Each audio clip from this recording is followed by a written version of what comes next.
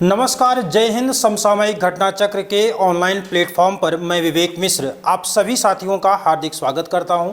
इसमें हम लोग एसएससी जीडी का जो प्रैक्टिस सेशन चल रहा है, इसमें आज हम आपके साथ कुछ अन्य महत्वपूर्ण प्रश्नों पर अभ्यास करेंगे जो आपके आगामी परीक्षाओं के लिए बेहद महत्वपूर्ण होगा। इसमें हम लोग सवालों के साथ साथ में कुछ एडिशनल पॉइंट्स की भी चर्चा करते हैं, जिससे आपका पूरा सिलेबस एक तरीके से रिवाइज भी हो जाता है और जो इम्पोर्टेंट पॉइंट्स होते हैं वो सारे पॉइंट्स आपके एग्जाम के लिए बेनिफिशियल होंगे। तो चलिए हम लोग शुरू करते हैं और देखते हैं कि हमारा आज का पहला सवाल क्या है। सवाल नंबर 1 में आपसे देखिए पूछा गया है कि भारतीय संविधान के किस अनुच्छेद के अंतर्गत राष्ट्रपति मृत्यु दंड को क्षमा कर सकते हैं। आर्टिकल 25 है, 73 है, 75 है या फिर आर्टिकल 72 है। यहाँ पर क्या आंसर आप लगाएंगे? तो यहाँ पर आंसर आपका हो जाएगा आर्टिकल 72, यानी कि जो राष्ट्रपति की क्षमा दान शक्ति है वो किस अनुच्छेद में है? तो वो है अनुच्छेद 72 में। अब यहाँ पर देखिए, जो क्षमा दान शक्ति होती है, क्षमा दान शक्ति जो होती है ये हमारे संविधान में दो लोगों को मिलता है। किसको किसको? एक को मिलता है राष्ट्रपति को और दूसरा किसको मिलता है? राज्यपाल को। ये क्लियर है? तो राज्यपाल और राष्ट्रपति दोनों को क्षमादान शक्ति मिलती है। इसमें जो क्षमादान शक्ति मिलती है, चूँकि आप जानते हैं कि जो हमारे यहाँ अपराध होता है यह दो तरीके से होता है। अपराध में आप देखेंगे तो दो तरीके इसलिए होता है, एक होता है सामान्य विधि के तहत, बात समझ रहे हैं? एक होता है सामान्य विधि के अनुसार और दूसरा कौन सा होता है? दूसरा होता है सैन्य न्यायालय के अनुसार, सैन्य न्यायालय के अनुसार। तो यहाँ पर सवाल यही आता है कि क्या दोनों के अनुसार मिले हुए दंड को क्षमा करने की शक्ति होती है या नहीं होती है? तो यहाँ पर जो राष्ट्रपति होता है इसको दोनों के तहत मिली होती है। मतलब कि सामान्य विधि, जब राष्ट्रपति की बात करेंगे तो इसके लिए सामान्य विधि और इसके साथ साथ में सैन्य न्यायालय के द्वारा दिया गया दंड, सैन्य न्यायालय के द्वारा दिया गया दंड, ये दोनों इसको क्षमा करने की शक्ति रखता है राष्ट्रपति। जबकि राज्यपाल के पास क्या होता है कि यह दो नहीं कर सकता। कौन कौन से? मृत्यु दंड को क्षमा नहीं कर सकता और किसको?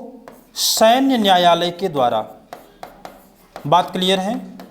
मृत्यु दंड को और सैन्य न्यायालय के दंड को क्षमा नहीं कर सकता है।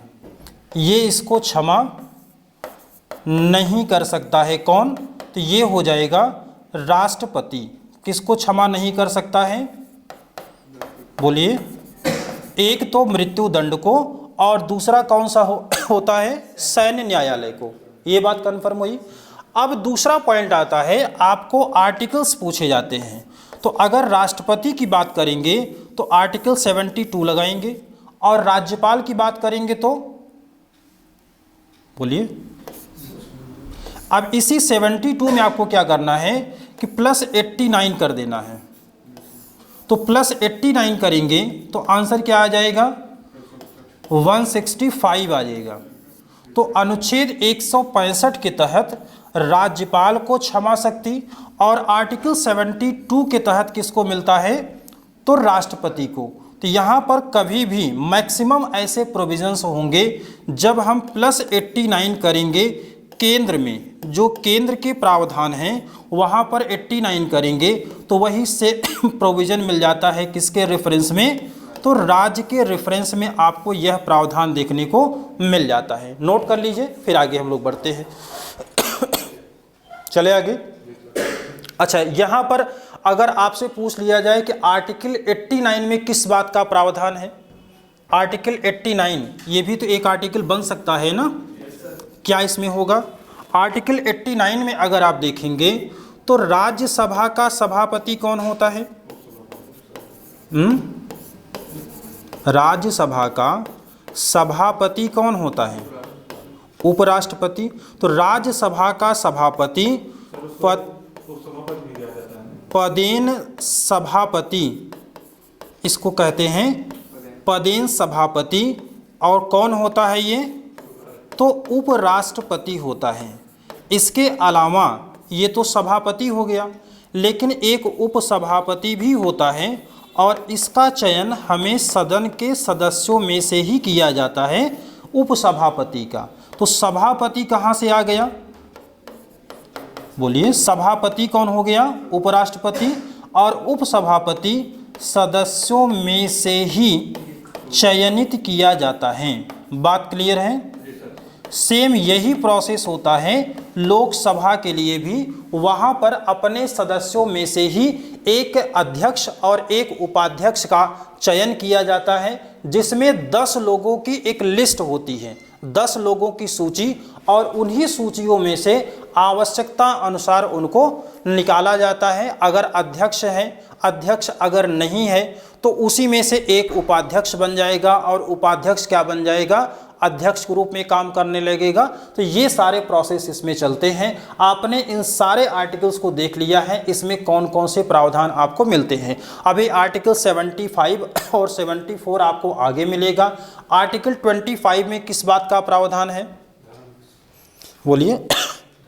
अंतःकरण की स्वतंत्रता, यानी कि कोई भी नागरिक है तो वो किसी भी धर्म को मान सकता है अपने अनुसार। विचार अभिव्यक्ति, इसमें विचार अभिव्यक्ति नहीं, बल्कि इसमें किसी भी धर्म को मानने की आज़ादी उसको होती है। जब विचार अभिव्यक्ति की स्वतंत्रता की बात करते हैं तो वो आ जाता है आर्टिकल 19 में। और आर्टिकल 19 का पहला खंड होता है जिसमें विचार और अभिव्यक्ति की स्वतंत्रता की आज़ादी मिलती है। इसके अलावा आपसे पूछा जाता है प्रेस की आज़ादी कहाँ पर दी गई है? तो प्रेस की आज़ादी आर्टिकल 19(1) के ए खंड में दिया गया है। इस बात को ध्यान रखिएगा, ऐसे लिखा जाएगा। आर्टिकल 19(1) के ए पार्ट में लिखा गया है, यहाँ पर है प्रेस की आज़ादी, अनुच्छेद 19(1) ए में। क्लियर है? चले आगे हम, इसमें से सारी बातें आप नोट कर लीजिए। आगे देखिए, तो अगला सवाल आपको है कि भारतीय संविधान का कौन सा अनुच्छेद भारतीय संसद में मंत्री परिषद की भूमिकाओं और जिम्मेदारियों का वर्णन करता है? आर्टिकल 74 है, 54 है, अनुच्छेद 62 है और इसके साथ में आपको अनुच्छेद 81 है। तो यहाँ पर आपको बताना है 75। क्या बताएंगे? 75 में किस बात का, 74 में किस बात का प्रावधान है? बोलिए। संसद। देखिए, अब यहाँ पर क्या होता है, यहाँ पर हम लोगों को थोड़ा सा फ्लैशबैक चलना होगा। आर्टिकल 52 में किस बात का प्रावधान है? बोलिए। बहुत छोटे छोटे आर्टिकल्स हैं ये। भारत का एक राष्ट्रपति होगा, यही होता है। और इसके बाद क्या होता है? समस्त नाम मात्र की समस्त कार्यपालिकी शक्ति किसमें निहित होती है? राष्ट्रपति में। लेकिन राष्ट्रपति को उसके कार्यों में सलाह देने के लिए और सहयोग करने के लिए एक मंत्री परिषद होगी, जिसका प्रधान कौन होता है? प्रधानमंत्री होता है। अब इसमें क्या भी बताया गया है? आर्टिकल 74 में भारतीय संविधान का कौन सा अनुच्छेद संसद में मंत्रिपरिषद की भूमिकाओं और जिम्मेदारियों का वर्णन करता है? तो इसमें इसी बात का प्रावधान है ना कि ये क्या करता है कि राष्ट्रपति को उसके कार्यों में सहयोग करने के लिए सहयोग हेतु एक मंत्री परिषद होगी, है ना? एक मंत्री परिषद होगी जिसका प्रधान कौन होगा? प्रधानमंत्री। जिसका प्रधान कौन होगा? प्रधानमंत्री होगा। ये बात क्लियर है? और 75 में क्या कहा गया है कि प्रधानमंत्री की नियुक्ति कौन करेगा? प्रधानमंत्री की नियुक्ति कौन करता है? राष्ट्रपति करेगा। और इसके अलावा अन्य मंत्रियों की नियुक्ति, अन्य मंत्रियों की नियुक्ति कौन करेगा? अन्य मंत्रियों की नियुक्ति राष्ट्रपति करेगा। किसकी सलाह पर? पीएम की सलाह पर। यही बात आपको बताई गई है, तो ये आपको ध्यान में रखना है। तो आंसर इसमें आप क्या लगा लेंगे? आर्टिकल 74 में। अब इसके बाद आप देखेंगे तो कुछ आर्टिकल जैसे 75 और 74 को आप ध्यान में रखिए। इसके अलावा आपको आर्टिकल एक और मिल जाता है, आर्टिकल 62। तो आर्टिकल 62 में किस बात का प्रावधान है? तो इसको मिटा दें। आर्टिकल 62 में किस बात का प्रावधान है? तो आर्टिकल 62 में क्या है? हाँ, राष्ट्रपति का पद रिक्त होने की अवधि, है ना, होने की अवधि। और इसके साथ साथ में किसका प्रावधान है? जो कार्यवाहक राष्ट्रपति बनेगा, कार्यवाहक राष्ट्रपति जो बनेगा उसका पद कार्यकाल कितना होगा, उसका कार्यकाल। दोनों बातें समझ में आई? क्लियर आपको समझना है। एक तो होता है राष्ट्रपति का पद अगर रिक्त हो गया है तो कितने समय के भीतर उसका इलेक्शन होना चाहिए, तो उसके लिए ड्यूरेशन क्या है? 6 मंथ होना चाहिए। 6 महीने के भीतर राष्ट्रपति का चुनाव आवश्यक होता है। लेकिन इस 6 महीने के दौरान में कोई न कोई एक बनेगा जो कि कार्यवाहक राष्ट्रपति होगा। तो कार्यवाहक राष्ट्रपति कितने दिनों तक रहेगा? जब तक अगले का चुनाव नहीं हो जाता है तब तक वह अपने पद पर बना रहेगा। लेकिन अगर यही सेम प्रोसीजर आता है अमेरिकन राष्ट्रपति के रेफरेंस में, तब वहाँ पर क्या लगाएंगे? अगर दूसरे तरीके से सवाल पूछें कि भारत में कार्यवाहक राष्ट्रपति अधिकतम कितने दिनों तक कार्य कर सकता है, तो क्या आंसर लगाएंगे? 6 महीने तक हो सकता है। लेकिन अगर यही राष्ट्रपति हम लोग अमेरिकन के बारे में बात करें तो वहाँ पर डिफरेंस क्या हो जाता है? शेष बचे हुए कार्यकाल के लिए अमेरिका का कार्यवाहक राष्ट्रपति अपने पद पर बना रहता है। मतलब कि अगर मान लीजिए कि 1 महीने के बाद ही अमेरिका के राष्ट्रपति का पद रिक्त हो जाता है तो वहाँ पर कोई न कोई एक कार्यवाहक राष्ट्रपति बनेगा। और जो कार्यवाहक राष्ट्रपति बनेगा, अब बाकी के, चूँकि वहाँ के राष्ट्रपति का कार्यकाल कितना होता है? 4 साल के लिए। तो अब बाकी का जो 3 साल और 11 महीना का टाइम है, उस पूरे ड्यूरेशन के लिए कोई न कोई जो कार्यवाहक राष्ट्रपति बनेगा वही उस पद पर बना रहेगा।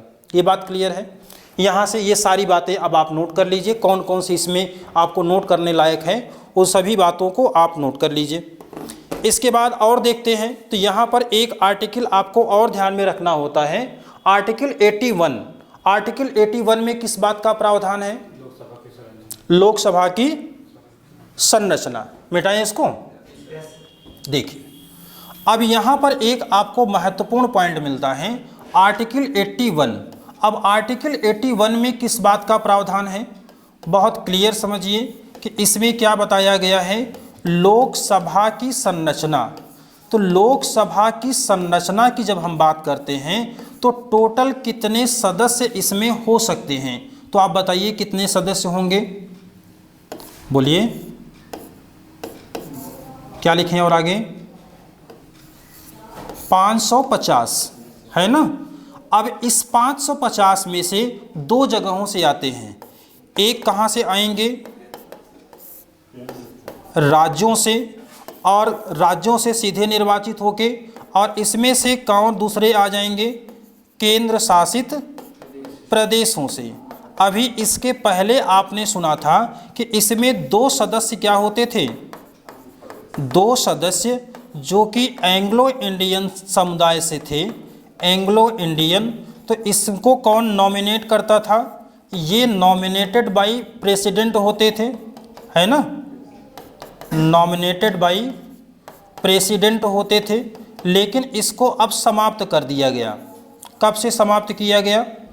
104वां संविधान संशोधन, 104वां संविधान संशोधन हुआ था साल 2019 में, तब से इस बात को समाप्त कर दिया गया था। क्योंकि जब संविधान सभा हमारी बनी थी तो उस दौरान इस बात का प्रावधान किया गया था कि जो एंग्लो इंडियन हैं इनका पर्याप्त प्रतिनिधित्व न होने की वजह से 2 ऐसे सदस्यों को नॉमिनेट किया जाएगा। बात क्लियर है। और इसको बढ़ाते बढ़ाते जो ड्यूरेशन था वो लाया गया कि 2019 तक ऐसा प्रावधान रहेगा। लेकिन उसके बाद जब 2019 में आया तो ये इनका पर्याप्त प्रतिनिधित्व उपलब्ध था। इस वजह से इस वाली व्यवस्था को, जो 2 सदस्यों को राष्ट्रपति नॉमिनेट करता था, वो पूरे प्रावधान को हटा दिया गया। और वर्तमान में कुल सदस्यों की संख्या अगर पूछा जाएगा तो कितना आप लगाएंगे? 550 लगाएंगे। ये भी सवाल पूछा जा सकता है कि किस संशोधन के द्वारा हटाया गया, तो 104वें संशोधन के द्वारा। कितने को करता था? 2 को। और किस समुदाय को करता था? तो एंग्लो इंडियन के। बात क्लियर है। अब इसी के तरह आपको एक सवाल और पूछा जा सकता है। ये सवाल आपसे क्या पूछा जा सकता है कि राज्यसभा में राष्ट्रपति कितने को नॉमिनेट करता है? राज्यसभा में नामित सदस्य कितने होते हैं? जल्दी से बताइए। टोटल कितने सदस्य हो सकते हैं यहाँ पर? ये होते हैं 12। और 12 को नॉमिनेट कौन करता है? तो ये करता है राष्ट्रपति। और ये कहाँ से आते हैं? तो साहित्य, विज्ञान, कला, समाज सेवा, ऐसे 4 क्षेत्र हैं जहां पर विशेष योगदान देने वाले सदस्यों को राष्ट्रपति 12 सदस्यों को नॉमिनेट करता है। कहां पर? राज्यसभा में। राज्यसभा में सदस्यों की संख्या कितनी होती है? 250। और ये क्या कहलाता है? उच्च सदन कहलाता है। ये तो पता ही है। और इसी को कहा उच्च सदन कहलाता है। और इसके अलावा इसी को हम लोग दूसरा सदन कहते हैं। इसको क्या बोलते हैं? दूसरा सदन बोलते हैं। तो यहाँ पर आपको मिल गया क्या कि यहाँ पर अनुच्छेद 74 आपका इसमें राइट आंसर हो जाएगा। इसके साथ साथ में जितने भी अन्य महत्वपूर्ण आर्टिकल्स आपने देखे हैं उन सबको भी आप ध्यान में रखिएगा। चलें आगे हम। इसके बाद हम नोट हो गया ये। अब इसके बाद हम लोगों का जो अगला सवाल है उसमें आपसे क्या पूछा गया है कि किसी एक व्यक्ति को भारतीय सर्वोच्च न्यायालय के न्यायाधीश के रूप में नियुक्त होने के लिए उच्च न्यायालय में कितने वर्षों का अभ्यास करना अनिवार्य है? 10 वर्षों का। कितने वर्षों तक के अभ्यास करे तो कोई भी व्यक्ति, कोई भी नागरिक भारत के मुख्य न्यायाधीश के रूप में नियुक्त हो सकता है? तो अगर हम लोग यहाँ पर बात कर लें सीजेआई की योग्यता की अगर बात करते हैं तो इसके पास कौन कौन सी योग्यता होनी चाहिए? पहली योग्यता क्या होगी? इसके बाद इसके पास क्या होनी चाहिए कि यह भारत का नागरिक होना चाहिए, क्योंकि सबको तो ये अधिकार मिल नहीं सकता। दूसरा क्या होगा कि इसे किसी न्यायालय में 10 वर्षों का वकालत का अनुभव होना चाहिए। यही होगा। और अगर ये न हो तो क्या होना चाहिए? या तो ये हो जाए या फिर क्या होना चाहिए कि 5 वर्षों तक हाई कोर्ट में क्या रहा हो? न्यायाधीश रहा हो। और अगर ये भी नहीं है तो क्या होना चाहिए? राष्ट्रपति की निगाह में विधिवेत्ता होना चाहिए, तब भी उसको क्या बनाया जा सकता है? देश का मुख्य न्यायाधीश बनाया जा सकता है। ये बात समझ में आई? तो आर्टिकल 124 ध्यान में रखिएगा। यहाँ पर मुख्य न्यायाधीश की नियुक्ति के बारे में प्रावधान किया गया है और इसमें आपका राइट आंसर क्या हो जाएगा? बी वाला। चलें आगे, नोट कर लीजिए। इसका अनुच्छेद में है 124 में उच्चतम न्यायालय का प्रावधान किया गया है। चले आगे हम जल्दी से नोट कर लीजिए। ऐसे सभी सवाल आपके लिए काफ़ी महत्वपूर्ण होते हैं और यहाँ पर ना जितने आर्टिकल्स आपको मिले वो सारे आर्टिकल्स आप ध्यान रखिए, ज़्यादा में नहीं लेकिन मैक्सिमम में आप देखेंगे कि जब +89 करेंगे केंद्र वाले में तो वही सेम प्रोविज़न आपको मिल जाएगा राज्य के लिए। ठीक है, अभी एक सवाल आगे आपको और मिलेगा। चलिए अगला सवाल देखिए। तो क्वेश्चन नंबर आपके सामने 4 है और इसमें पूछा गया है कि निम्नलिखित में से कौन सा कथन सही है। आपको केवल सही वाला कथन बताना है, 3 आपको इसमें गलत मिलेंगे। पहला कथन क्या है कि सर्वोच्च न्यायालय का न्यायाधीश उपराष्ट्रपति को त्यागपत्र सौंपता है। सही है? बिल्कुल नहीं है। इसके बाद दूसरा स्टेटमेंट क्या है कि सर्वोच्च न्यायालय का न्यायाधीश प्रधानमंत्री को त्यागपत्र सौंपता है। तीसरा स्टेटमेंट है सर्वोच्च न्यायालय का न्यायाधीश राष्ट्रपति को अपना त्यागपत्र सौंपता है। सही है? और चौथा वाला क्या है, सर्वोच्च न्यायालय का न्यायाधीश महान्यायवादी को अपना त्यागपत्र सौंपता है। अल्टीमेटली सवाल हमारा बहुत छोटा था, सिर्फ इतना था कि सीजेआई अपना त्यागपत्र किसको सौंपता है ना। तो वो आंसर क्या हो जाएगा कि अपना त्यागपत्र यह किसको सौंपता है, राष्ट्रपति को। और इसकी नियुक्ति कौन करता है, इसकी नियुक्ति की बात करेंगे तो वो भी कौन करेगा, राष्ट्रपति करेगा। ये आप ध्यान में रखिएगा। सर्वोच्च न्यायालय का न्यायाधीश जो होगा उसके पास कुल 3 प्रकार की योग्यताएं होनी चाहिए। 3 प्रकार की नहीं बल्कि कह सकते हैं 2 प्रकार की। एक भारत का नागरिक हो, दूसरा को वो किसी सक्षम न्यायालय में 10 वर्ष तक वकालत कर चुका हो, या तो फिर 5 सालों तक उच्च न्यायालय में न्यायाधीश रह चुका हो, या इसके बाद अगर ये भी नहीं है तो वो राष्ट्रपति की निगाह में विधिवेत्ता रहा हो। अगर इनमें इन 2 में से कोई योग्यता पूरा करता है तो उसको भारत के मुख्य न्यायाधीश के रूप में नियुक्त किया जा सकता है और वो करेगा राष्ट्रपति, और राष्ट्रपति ही उसको नियुक्त करता है, राष्ट्रपति को ही अपना ये त्यागपत्र देता है। बात क्लियर है? अगला सवाल क्वेश्चन नंबर 5 है। भारत के संविधान का अनुच्छेद 76 किससे संबंधित होता है?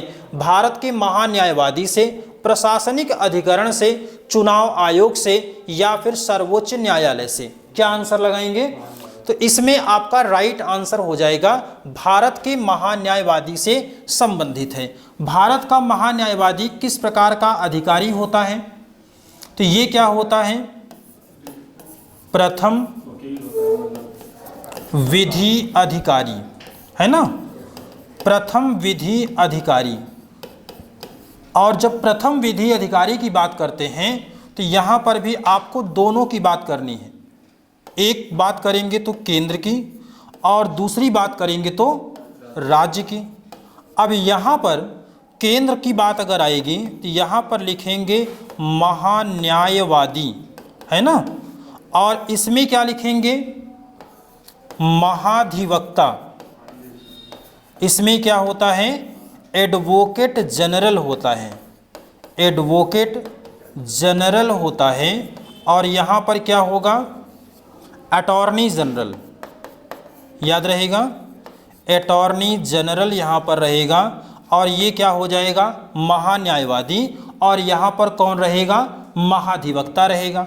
अब महाधिवक्ता की बात करेंगे तो आर्टिकल 76 लगाएंगे, इसी में अब +89 करेंगे तो आंसर आपको क्या मिल जाएगा, 76 में जब आप 89 ऐड करेंगे तो आंसर आपको क्या मिल जाएगा, 76 और 89, 9 6 15 1 8 16 165। तो इस तरीके से आप देखेंगे प्रथम विधि अधिकारी। जैसे आप जानते हैं कि जब हमें अपना कोई भी पक्ष रखना होता है न्यायालय में तो हम सामान्य वकील रखते हैं, लेकिन जब हमें भारत सरकार की ओर से कोई मुकदमा लड़ना होता है तो उसके लिए क्या आवश्यक होता है कि महान्यायवादी और महाधिवक्ता, जब हमें केंद्र का मुकदमा होगा यानी कि भारत सरकार का होगा तो उसके लिए महान्यायवादी चाहिए, और जब हमें राज्य का मुकदमा लड़ना होगा तो उसके लिए क्या चाहिए, महाधिवक्ता यानी कि एडवोकेट जनरल की आवश्यकता होती है। इसी के द्वारा ही भारत सरकार या राज्य सरकार अपना पक्ष प्रस्तुत करता है। इसको ये भी यहाँ पर लिमिटेशंस दी गई होती हैं कि यह भारत सरकार या राज्य सरकार के विरुद्ध किसी बात पर यह बहस नहीं करेगा, जब भी करेगा तो वो उसके पक्ष में ही बहस करेगा। बात क्लियर है। अगला सवाल, क्वेश्चन नंबर अब देखिए आपको 6 है, चुनाव आयोग का प्रमुख किसके द्वारा नियुक्त किया जाता है? केंद्र सरकार के द्वारा, भारत के राष्ट्रपति के द्वारा, राज्य सरकार के द्वारा, या फिर भारत के मुख्य न्यायाधीश के द्वारा? क्या आंसर इसमें लगा देंगे, बोलिए। इसमें आंसर आपका क्या हो जाएगा? भारत के अगर मुख्य न्यायाधीश, चुनाव आयोग का प्रमुख कौन हो जाएगा? तो चुनाव आयोग का प्रमुख कौन हो जाता है? मुख्य चुनाव आयुक्त, है ना, मुख्य चुनाव आयुक्त हो जाता है। और जो मुख्य चुनाव आयुक्त होता है, अब सवाल आपका हो गया कि मुख्य चुनाव आयुक्त की नियुक्ति कौन करता है, यही सवाल हुआ। अब मुख्य चुनाव आयुक्त की नियुक्ति कौन करेगा, इसका आंसर बताइए। केंद्र सरकार करेगा, भारत का राष्ट्रपति करेगा, राज्य सरकार करेगा, या भारत के मुख्य न्यायाधीश के द्वारा किया जाएगा? तो ये कौन करेगा? राष्ट्रपति करता है ना। भारत के मुख्य न्यायाधीश की नियुक्ति कौन करेगा? यही तो है, चुनाव आयोग का प्रमुख द्वारा नियुक्त किया जाता है। तो चुनाव आयोग का प्रमुख कौन होता है? मुख्य चुनाव आयुक्त। और इसकी नियुक्ति किसके द्वारा की जाती है? तो राष्ट्रपति के द्वारा। और इसका जो कार्यकाल होता है कितना होगा? कार्यकाल तो राष्ट्रपति के प्रसाद पर्यंत, और देखिए मैक्सिमम में क्या होता है ना कि राष्ट्रपति के प्रसाद पर्यंत ही ये सभी पद धारण करते हैं। राष्ट्रपति उनको किसी न किसी तरीके से, चाहे मंत्रिपरिषद से, चाहे वो अन्य माध्यमों से क्या करता है, वो हटा सकता है। तो मुख्य चुनाव आयुक्त की नियुक्ति ये कौन करता है? राष्ट्रपति करता है, लेकिन अपने मनमानी से नहीं बल्कि संसद के द्वारा बनाई गई विधि के अनुसार ये करता है। तो यहाँ पर आपका आंसर क्या हो जाएगा? भारत के राष्ट्रपति के द्वारा इसकी नियुक्ति की जाती है। अगला सवाल देखिए, तो क्वेश्चन नंबर 7 में आपसे पूछा गया है कि निम्नलिखित में से किसने 1 सितंबर 2020 को भारत के एक चुनाव आयुक्त के रूप में पदभार ग्रहण किया था? IV सुब्बा राव, सामंत गोयल, राजीव कुमार, या KN व्यास? तो राइट आंसर इसका क्या हो जाएगा? इसमें राइट आंसर आपका हो जाएगा ऑप्शन नंबर C, यानी कि राजीव कुमार। अगर आपसे यही सवाल पूछा जाएगा कि वर्तमान में मुख्य चुनाव आयुक्त कौन है, मुख्य चुनाव आयुक्त कौन है, अगर ये सवाल आपसे पूछा जाएगा तो क्या आंसर लगाएंगे? मुख्य चुनाव आयुक्त कौन है? तो आंसर आपका क्या हो जाएगा? राजीव कुमार आपका राइट आंसर हो जाएगा। चलें आगे हम। अगला सवाल देखिए, सवाल नंबर 8 है आपके लिए कि भारतीय संविधान का अनुच्छेद 368 किनमें से किससे संबंधित है? संवैधानिक संशोधन से, कृषि प्रक्रियाएं से, संसद से, या केंद्र राज्य संबंध से? क्या आंसर लगाएंगे इसमें? तो अगर अनुच्छेद 368 की बात करेंगे तो अनुच्छेद 368 का प्रावधान आपको कहाँ से मिला है, तो किससे संबंधित है? तो संवैधानिक संशोधन से। अब यहाँ पर आपको एक पॉइंट मिल गया, संवैधानिक संशोधन। तो संवैधानिक संशोधन की जब हम लोग बात करते हैं तो इसका प्रावधान आपको कहाँ पर मिल गया?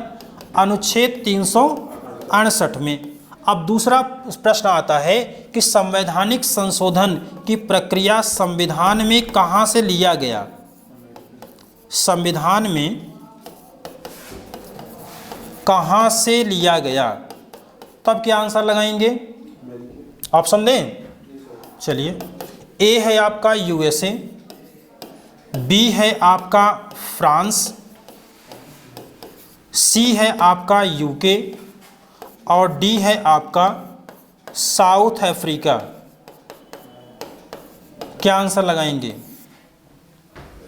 सवाल हमारा है कि संविधान में संविधान का संशोधन जो प्रावधान है उसको हमने कहाँ से लिया है। आपके लिए ऑप्शंस मैंने बना दिया है, यूएसए से, फ्रांस से, यूके से या साउथ अफ्रीका से।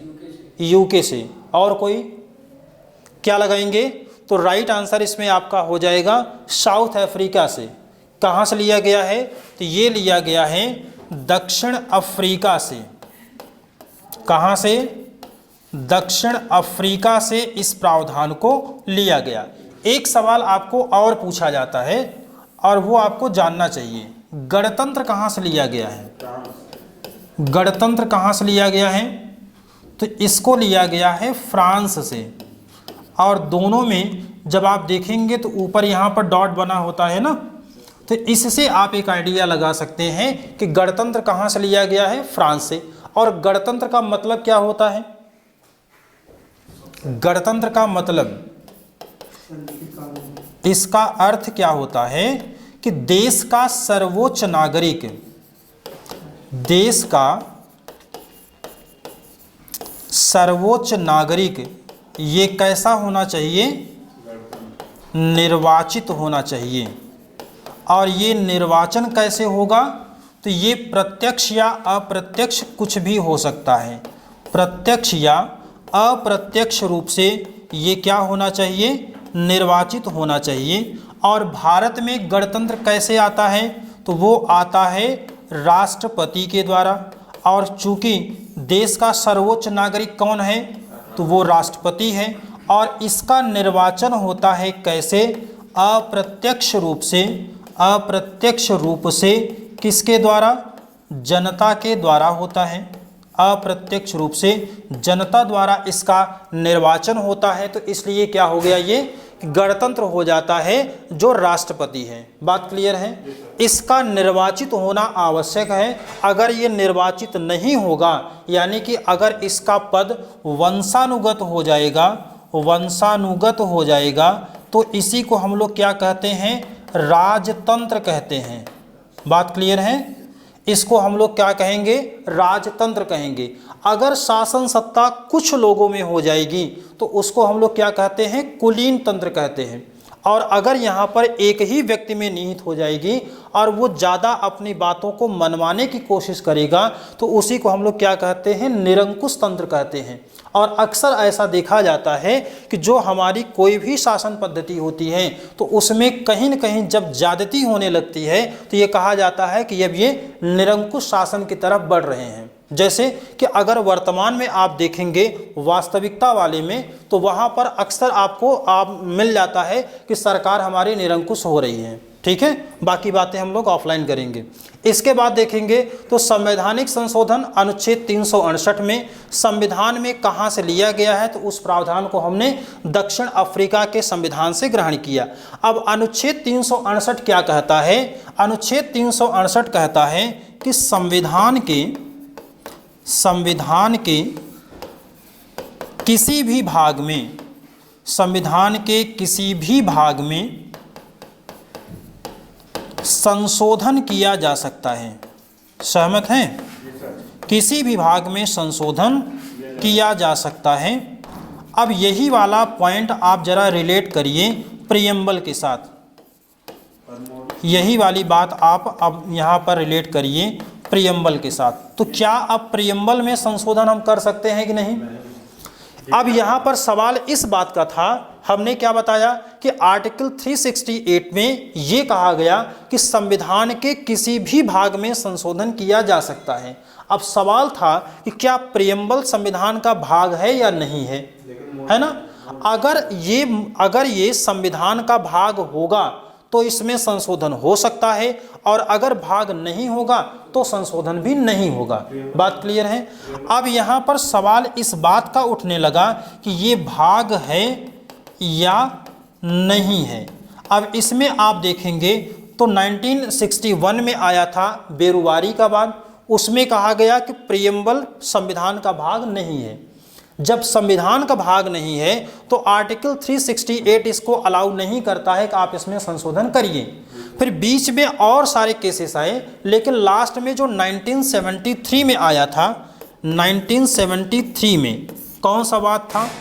इसको कहा जाता है केशवानंद भारती बनाम केरल राज्य। अब इसमें क्या कहा गया कि जो प्रस्तावना है यह संविधान का भाग है ना। इसमें अगर भाग हो गया है तो इसमें कन्फर्म हो गया कि इसमें संशोधन भी कर सकते हैं, लेकिन यहाँ पर एक कंडीशन क्या रखी गई कि संशोधन आप करिए लेकिन मूल ढांचे में संशोधन नहीं करना है, मूल ढांचे में नहीं कर सकते हैं। अब मूल ढांचा का मतलब क्या होता है कि संविधान के वे सारे प्रावधान जिस पर हमारे संविधान का पूरा दारोमदार टिका हुआ है, उसकी आत्मा उसमें बसती है, इसीलिए प्रियम्बल को हम लोग संविधान की आत्मा भी कहते हैं। लेकिन अगर डॉक्टर BR अम्बेडकर के अनुसार पूछा जाएगा तो आर्टिकल 32 लगाएंगे। तो यहाँ पर मूल ढांचे में जैसे समाजवाद है, पंथ निरपेक्ष, अखंडता है, एकता है, तो ये सभी क्या है, ये संविधान के मूल ढांचे होते हैं, इसमें आप संशोधन नहीं कर सकते हैं। बात क्लियर है? और इसी बात को ध्यान में रखते हुए 1976 में 42nd अमेंडमेंट हुआ था। 1976 में 42nd अमेंडमेंट हुआ था और इसमें संशोधन करके कौन कौन से शब्द जोड़े गए? समाजवाद, पंथ निरपेक्ष और अखंडता शब्दों को यहाँ पर जोड़ा गया था। तो 3 शब्द यहाँ पर जोड़ दिए गए। बात क्लियर है? अब संविधान में अगर संशोधन का इतना सारा नियम आपको पता हो गया, अब कोई ऐसा मुद्दा अगर है और उसमें आप संशोधन करना चाहते हैं तो इसकी शुरुआत आप कहां से करेंगे? इसकी शुरुआत आप कहां से करेंगे? बोलिए, इसकी शुरुआत आप कहां से करेंगे? संशोधन की शुरुआत आप कहां से करेंगे? ऑप्शन दें, शुरुआत कहां से करेंगे? ऑप्शन ए आपके लिए है लोकसभा से, बी है राज्यसभा से, सी है कहीं से भी, और डी आपके लिए है विधानसभा से। कहाँ आंसर लगाएंगे? संविधान में संशोधन की प्रक्रिया अगर शुरू करनी है तो आप कहां से इसकी शुरुआत करेंगे? तो इसके लिए हम शुरुआत कहीं से भी कर सकते हैं, लेकिन ध्यान में ये रखना है कि ये क्या होना चाहिए? संसद का सदन होना चाहिए। यानी कि चाहे लोकसभा चाहे राज्यसभा, इन दोनों में से आप इसकी शुरुआत कर सकते हैं, लेकिन विशिष्ट बहुमत से इसका पारित होना अनिवार्य होता है। और विशिष्ट बहुमत का मतलब होता है कि उपस्थित और मतदान देने वाले सदस्यों का 2/3 बहुमत। यह कहाँ शुरू करेंगे? कहीं से भी, यानी कि चाहे लोकसभा होगा चाहे राज्यसभा। और इसके लिए क्या करना होगा? शुरुआत करने के लिए उपस्थित और मतदान देने वाले सदस्यों का 2/3 बहुमत की आवश्यकता होगी। और अगर ऐसा कोई मुद्दा, ऐसा कोई संशोधन किसी राज्य से संबंधित है, राज्य से संबंधित होगा अगर ऐसा कोई मुद्दा, तो उसमें राज्य विधानसभा की भी सहमति आवश्यक होगी, आधे से अधिक। बात क्लियर है? अब इसके बाद जब यहाँ से पारित हो गया तो दूसरे सदन में भी जाएगा, वहाँ से भी पारित हुआ। अब इसके बाद कहाँ जाएगा? राष्ट्रपति के पास। अब आप जानते हैं कि राष्ट्रपति के पास कई सारे अधिकार होते हैं। इधर का मिटाएं। अब राष्ट्रपति के साथ कई सारे अधिकार होते हैं। कोई विधेयक, अगर विधेयक मतलब समझते हैं बिल होता है, कोई विधेयक अगर कहाँ गया है राष्ट्रपति के पास, तो इसके पास क्या अधिकार होता है कि यह इस पर अपना हस्ताक्षर कर सकता है। हस्ताक्षर कर देगा तो वो विधेयक क्या बन जाएगा? अधिनियम बन जाएगा, है ना, अधिनियम बन जाएगा। अब ये क्या करता है? मना कर सकता है। मना करने के साथ साथ में ये वापस भी भेज सकता है, और इसके साथ में जब मना कर दिया यही इसकी वीटो पावर हो गई। वापस कर दिया तो इसमें संशोधन होगा या बगैर संशोधन, या बगैर संशोधन के ये कहाँ लाया जाएगा, दोबारा से लाया जाएगा। माने कि जिस सदन को राष्ट्रपति ने वापस भेज दिया, अब दोबारा उसी सदन से कहा जाए कि आप इसमें संशोधन करिए। संशोधन करे या न करे, जब दोबारा राष्ट्रपति के पास वही सदन भेज दे तब राष्ट्रपति को हस्ताक्षर करना अनिवार्य होता है। ये बात समझते हैं। इसके अलावा देखेंगे तो अगर हस्ताक्षर कर दिया तो वो अधिनियम बन जाएगा, जो विधेयक इसके पास आया था। लेकिन यहाँ पर क्या होता है कि इस पर राष्ट्रपति को अपनी सहमति देनी ही पड़ती है, न तो वो मना कर सकता है अर्थात वीटो पावर का इस्तेमाल कर सकता है, न तो सदन को पुनर्विचार के लिए वापस भेज सकता है। अगर ये प्रक्रिया है संविधान संशोधन की तो राष्ट्रपति को उस पर अपना हस्ताक्षर करना ही होता है। ये बात आपको यहाँ पर समझनी थी आर्टिकल 368 के रेफरेंस में। ये सारी बातें क्लियर हुई। अब इसके बाद एक पॉइंट और यहाँ पर चूंकि इसी से मिलता जुलता है उसको भी यहीं पर समझ लीजिए। एक होता है राष्ट्रपति पर महाभियोग की प्रक्रिया। एक सवाल ये भी आता है कि जो राष्ट्रपति की महाभियोग प्रक्रिया होती है उसका प्रावधान, उसकी शुरुआत आप कहाँ से कर सकते हैं। सेम वही ऑप्शन है और सेम वही आंसर भी है। इसकी भी शुरुआत आप कहाँ से कर सकते हैं, कहीं से भी कर सकते हैं, चाहे लोकसभा से चाहे राज्यसभा से, लेकिन दोनों से पारित होना आवश्यक होगा। और ये जो महाभियोग की प्रक्रिया होती है इसको कहा जाता है अर्ध न्यायिक प्रक्रिया। ठीक है, महाभियोग की प्रक्रिया जो राष्ट्रपति की होती है इसको हम लोग क्या कहते हैं, अर्ध न्यायिक प्रक्रिया के रूप में हम लोग इसको जानते हैं। चले आगे हम, चलिए अगला सवाल देखिए। क्वेश्चन नंबर 9 है, निम्नलिखित में से किस देश ने सर्वप्रथम महिलाओं को मताधिकार दिया है। आइसलैंड ने, अमेरिका ने, न्यूजीलैंड ने और भारत ने। क्या आंसर हो जाएगा, भारत ने। सबसे पहले किसने दिया था, तो न्यूजीलैंड ने दिया था, 1920 में दिया था। अब न्यूजीलैंड से संबंधित एक भूगोल का अच्छा प्रश्न आता है। न्यूजीलैंड से संबंधित तो नहीं है, इसी से मिलता जुलता एक इंडोनेशिया नाम आपने सुना होगा। तो आपसे एक सवाल, दो सवाल है कि विश्व का सबसे बड़ा द्वीप कौन सा होता है, largest island of the world. विश्व का सबसे बड़ा द्वीप कौन सा होता है, ज्योग्राफी भी तो आएगा ना। क्या आंसर लगाएंगे, नहीं, ऑप्शन हर बात पे नहीं होता है। सबसे बड़ा द्वीप अगर ये पूछा जाएगा तो आंसर आप क्या लगाएंगे, ग्रीनलैंड को। सबसे बड़ा द्वीप समूह पूछा जाएगा तो आंसर क्या लगाएंगे, इंडोनेशिया को। और हिंद महासागर का सबसे बड़ा द्वीप पूछा जाएगा तो मेडागास्कर को। ये 3 सवाल आपको यहाँ पर पूछे जा सकते हैं। चले आगे हम, चलिए अगला सवाल है क्वेश्चन नंबर 10। और यहाँ पर आपसे क्या पूछा गया है, भारत के संविधान में कितनी अनुसूचियाँ हैं, 12 हैं। एकदम आंसर लगा लेंगे। इसमें आंसर आपका क्या हो गया, 12। लेकिन अब आपको बताना है एक एक करके। पहली में क्या है, केंद्र और राज्य के बारे में, संघ राज्य क्षेत्र के बारे में। दूसरी में क्या है, जो अनुसूची दूसरी है उसमें क्या है, जो कल ट्रिक बताए थे उसी से आप याद करिए। अगर कहीं पर भी दूबे आपको दिखे तो आप ये समझिएगा दूबे का मतलब दू से क्या हो गया, दूसरा, और ब से क्या हो गया, बे होगा ना। तो बे से क्या हो गया, वेतन। और वेतन किसका होगा, संवैधानिक पदाधिकारियों का। तीसरे में क्या होगा, शपथ होगा, यानी कि 30 याद करते हैं तो शपथ हो गया।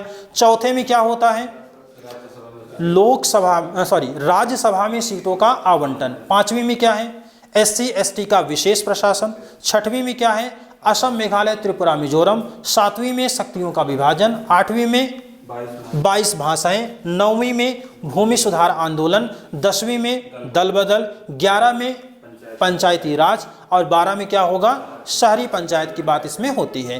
तो इसी तरीके के जितने भी आपको और प्रश्न मिलें उन सभी प्रश्नों को आप बेहतर तरीके से देख सकते हैं। यहाँ से जितने भी सवाल आपको मिले उन सभी सवालों को आप क्या करिए कि बार बार उसको रिवाइज करिए। साथ में जो आपको एडिशनल पॉइंट्स बताए गए हैं उन सारे पॉइंट्स को आप कई बार उसको रिवाइज कर लीजिए। इसी तरीके से आपके एग्जाम में प्रश्न पूछे जाएंगे। तो कल हम लोग फिर से मिलेंगे, इसके आगे की चर्चा करेंगे और ऐसे ही 10 महत्वपूर्ण प्रश्नों का अभ्यास करेंगे। तब तक के लिए जय हिंद।